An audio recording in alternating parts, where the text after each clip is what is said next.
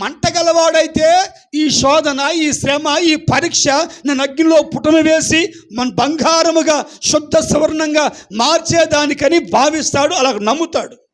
అలా చెప్పండి. ఆత్మ లేని వాడు ఏం చేస్తాడు?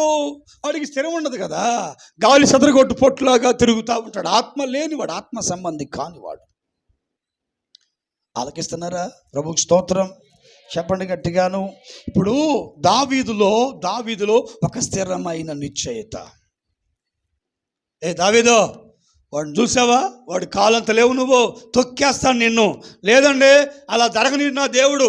నేను సింహాన్ని, ఎలుగుబంటిని, తోడేల్ని మంద మీద పడి పాడు చేసే ప్రయత్నం చేస్తే చీల్చవతల పడేసా.